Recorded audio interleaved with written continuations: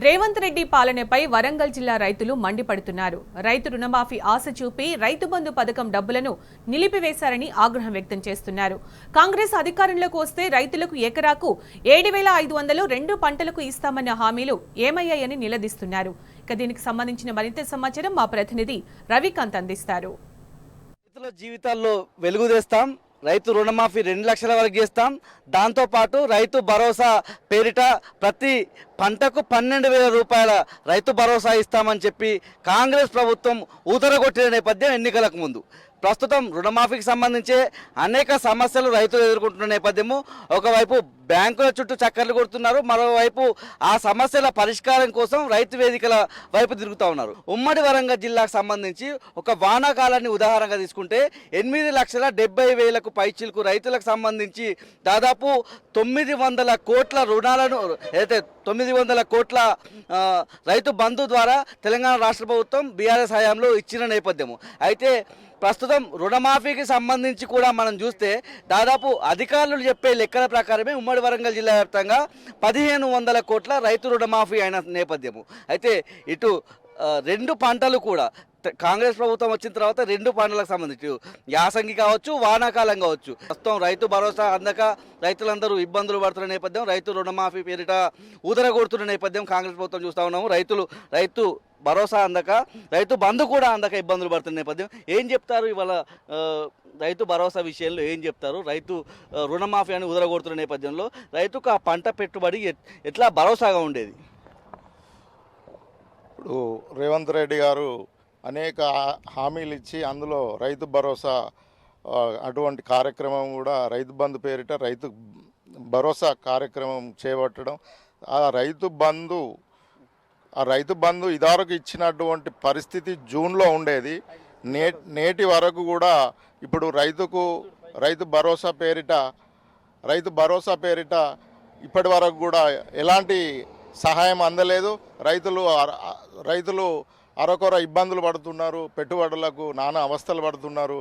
ఇప్పుడు ఈ ఆగస్టు తోటి రైతు నాట్లు కూడా అయిపోయేటువంటి పరిస్థితి. రేవంత్ రెడ్డి గారు మరి ఈ రైతు భరోసాను ఆపివేసి ఈ యొక్క రైతుకు రుణమాఫీ అని 2 లక్షలు అనేటువంటి కార్యక్రమం పెట్టిండు. 2 లక్షలు రుణమాఫీ ఇస్తే సంతోషమే, కానీ అవి రైతులకు సరిగా ఇంతవరకు ఎలాంటి సాంకేతిక లోపాలతోటి అని చెప్పుకుంటూ ఈ బ్యాంకుల చుట్టూ తిరగడమే రైతులు ఇబ్బంది గురవుతున్నారు. వారికి అటు బ్యాంకుల ద్వారా అప్పు దొరకట్లేదు, ఇటు రైతు భరోసా పేరిట అప్పు అది మన అకౌంట్లోకి పడక నానా ఇబ్బందులు పడి నానా అవస్థలు పడి ప్రైవేటు షావుకారుల దగ్గర అప్పులకు పోవాల్సిన పరిస్థితి మళ్ళీ నేడు మొదలైనాయని చెప్పుకోవడానికి జరుగుతుంది. ఇవాళ రేవంత్ రెడ్డి ప్రభుత్వం చెప్తా ఉన్నది బోనస్ ఇస్తామని చెప్తా ఉన్నారు, 500 రూపాయల బోనస్ ఇస్తామన్నారు కదా, అందుతుందా? ఏం చెప్తారు? బోనస్ ఇంతవరకు అయితే ఎవరికి ఇవ్వలేదు.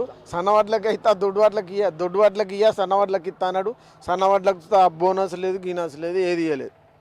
ఏం పంట వేసినలో వ్యవసాయం చేస్తున్నారు కదా, ఏం పంట వేసినలు? మీకు రైతు బంధు గతంలో ఎట్లా ఉండేది, ఈ సంవత్సరం పరిస్థితి ఏంది? ఈ సంవత్సరం కాంగ్రెస్ గవర్నమెంటు ప్రజల ప్రయోజనాల దృష్ట్యా 2 లక్షల రుణమాఫీ, రైతు భరోసా, మహాలక్ష్మి ఇవన్నీ చెప్పుడే జరిగింది, కానీ ఏది ఒకటి ఆచరణలోకి రావడం లేదు.